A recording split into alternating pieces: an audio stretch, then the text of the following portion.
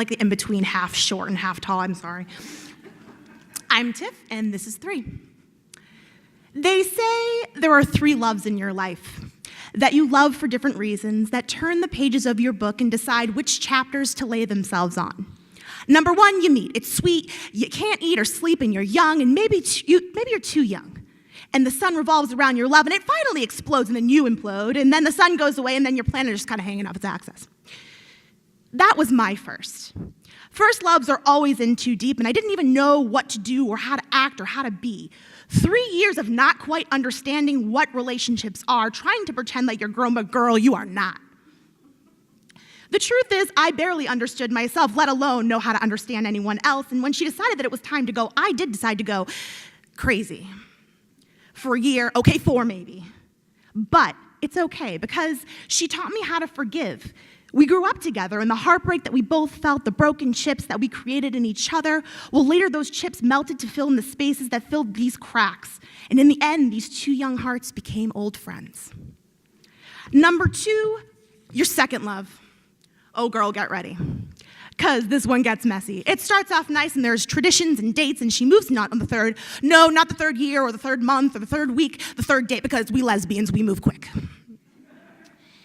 You begin to cusp what is enough and what you can handle and what you simply cannot.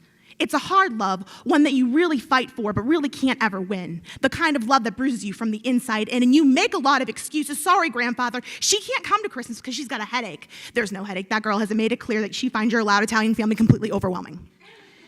But you're settled, and she's comfortable, and even though she makes you feel stupid, and her tone is like a bullet that cuts through your chest, leaving you still sad and alone, it's what you deserve. It's always what you deserve. And sometimes it gets petty, real petty, and sometimes she leaves dishes in the sink when you've already cleaned them, and sometimes she doesn't make the bed, even when you've asked her 20 goddamn times, can you please just wash the dishes? Can you please just make the bed?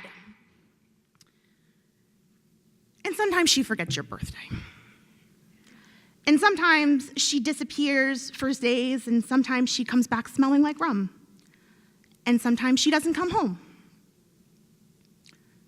Most days she doesn't come home. And then she just really doesn't come home. And then you're left surrounded by her scattered clothes and guitars and in a lot of debt, because not only did she empty your heart, but she emptied your wallet too, and in her wake you lose yourself.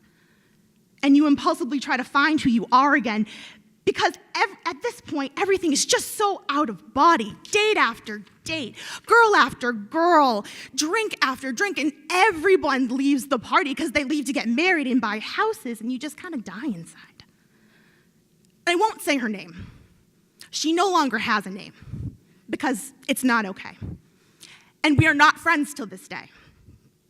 And yes, I did learn a lot, but it continued to not be okay for a really long time.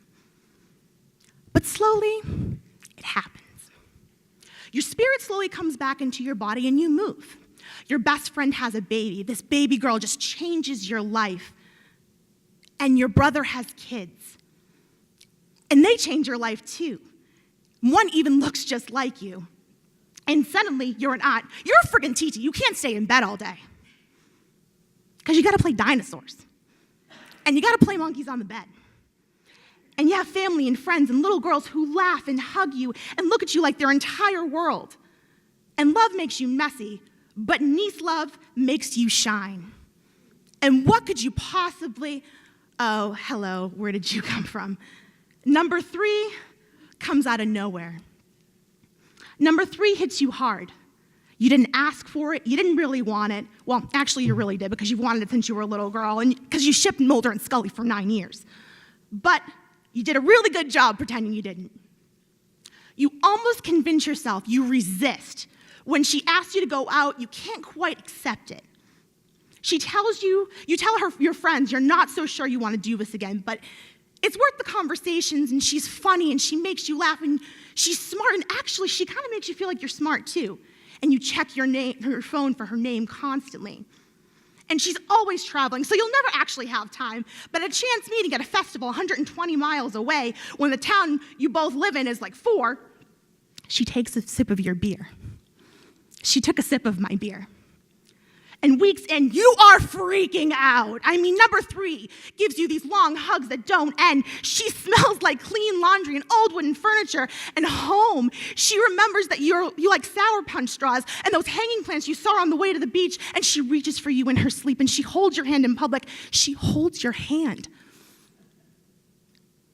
Fuck, you're in love. And what's even more nuts is that she might love you too, and she does. She tells you. She takes you to places. She shows you nature. You find yourself hiking, like in the woods. You own boots and walking sticks now. And sometimes you stop and look at sunsets and you just smile. You smile and you kind of just smile. And you pay your bills on time, and even the bill collectors are confused. And Sasha from Navient thinks you're dead because she hasn't had to call you in a while. And you grow up.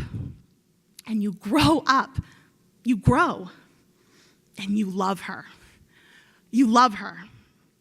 And the best part about number 3 is that even though you're silly and a little crazy and a little bruised up from 1 and 2, number 3 stays. She stays. Thank you.